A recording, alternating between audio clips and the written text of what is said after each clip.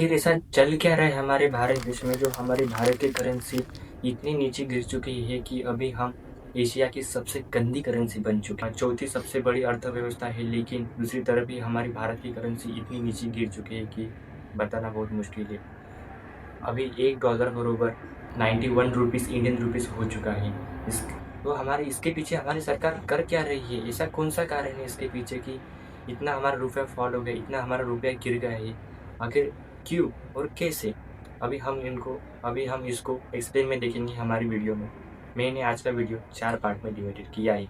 पहला पार्ट है import export का पार्ट, दूसरा पार्ट है मीन टैक्स का पार्ट, और तीसरा पार्ट है हमारी सरकार इस पर क्या एक्शन कर रही है, और जो चौथा पार्ट है वो एक सबसे IMP पार्ट मीन कि इस सब का हम आम नागरिक पर कौन सा इफेक्ट पड़ेगा।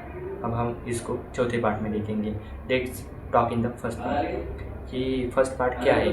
फर्स्ट पार्ट है हमारा इम्पोर्ट एक्सपोर्ट का पार्ट। इम्पोर्ट एक्सपोर्ट का पार्ट में क्या होता है कि इम्पोर्ट मीन बेसिकली हम क्या होता है, हमारा जो भारत देश होता है ना, वो कुछ चीज़ों का इम्पोर्ट करता है, जैसे कि गोल्ड हो गया, इलेक्ट्रॉनिक्स हो गई, मशीनरीज हो गया, सबसे मेन बहुत क्रूड ऑयल हो गया, और जो है हम फर्टिलाइज़र और बहुत चीज़ें हम इंपोर्ट करते हैं। हमारा भारत जो है ना, वो एक इंपोर्ट डिपेंडेबल कंट्री है और एक्सपोर्ट लीड कंट्री है। एक्सपोर्ट मीन क्या होता है, हमारा भारत कुछ चीज़ों को क्या दूसरे देशों में जाकर बेचता है, उसको एक्सपोर्ट कहा जाता है। और जब हम कुछ इंपोर्ट करते हैं ना, तो हमको उसका पेमेंट ना डॉलर में करना पड़ता है, और डॉलर में करना पड़ता है। हमारे पास तो डॉलर नहीं है, तो हम क्या कर सकते हैं, तो हम क्या करते हैं, डॉलर की मांग करते हैं। यूएस से हम डॉलर की मांग करते हैं, हम हमारा रुपया उनको दे देते हैं और उनसे डॉलर ले लेते हैं। तो इससे क्या होता है कि डॉलर स्ट्रांग हो जाता है और रुपया वीक हो जाता है। तो ये एक बहुत बड़ा कारण है इंपोर्ट एक्सपोर्ट का कारण कि रुपया आखिर क्यों गिर रहा है। और जो सेकंड चैप्टर मीन सेकंड हमारा पार्ट जो है वीडियो का, वो पार्ट है टैरिफ्स का। मीन टैरिफ्स मीन्स क्या होता है। टैरिफ्स मीन सिंपल लैंग्वेज में आप समझ सकते हैं, टैरिफ्स मीन टैक्स। हाँ, टैक्स। तो ये टैक्स आखिर कैसे होता है। टैक्स मीन बेसिकली अगर एक कंट्री अगर एक्सपोर्ट इंपोर्ट करती है, तो उस पर दूसरी कंट्री टैरिफ्स लगाती है। जैसे कि हमारे इंडिया पर यूएस ने 50% टैरिफ्स लगा दी है। मीन्स अगर हम यूएस से कोई चीज़ खरीदते हैं, तो उस पर 50% टैक्स लग गया है। तो अगर हम कोई एक चीज़ पहले 100 रुपये में मीन $1 में खरीदते थे, अभी हमको वो चीज़ खरीदने के लिए हमको 150 रुपये देना पड़ेगा। इससे क्या होता है, हमको चीज़ तो वही मिल रही है, लेकिन उसके लिए हमको हमारे पैसे ज़्यादा देने पड़ रहे हैं। और यही एक दूसरा कारण है कि हमारी करेंसी क्यों गिर रही है। और जो हमारा तीसरा सबसे बड़ा कारण है मीन्स कि इसके पीछे हमारी सरकार आखिर क्या कुछ क्यों नहीं कर रही है। तो अब हम बात करेंगे हमारी फाइनेंस की।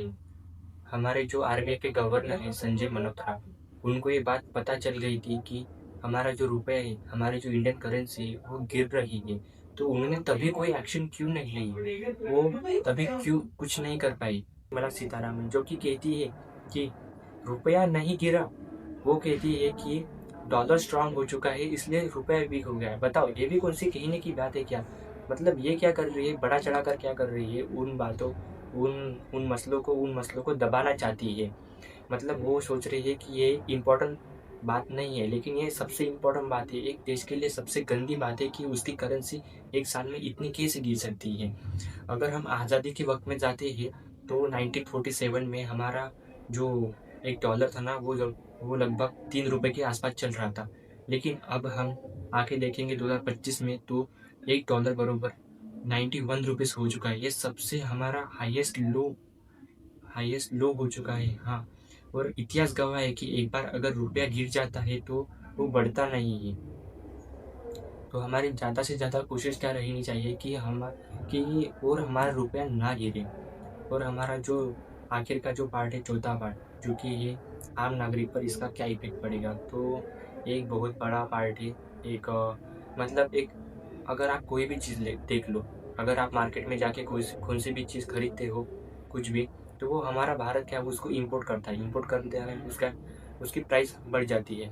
तो ये एक बहुत बड़ा कारण हो जाता है कि हमारी जो भारत की महंगाई है ना वो बहुत ज़्यादा बढ़ सकती है। हमारी इन्फ्लेशन रेट बहुत ज़्यादा बढ़ सकती है। हमारा पेट्रोल, कौन सी भी चीज़ें आपकी डेली नीड्स आप कुछ भी लेते हैं तो उस पर ना क्या महंगाई बढ़ जाएगी, मीन उसकी कीमत जो है ना उसकी कीमत बढ़ जाएगी।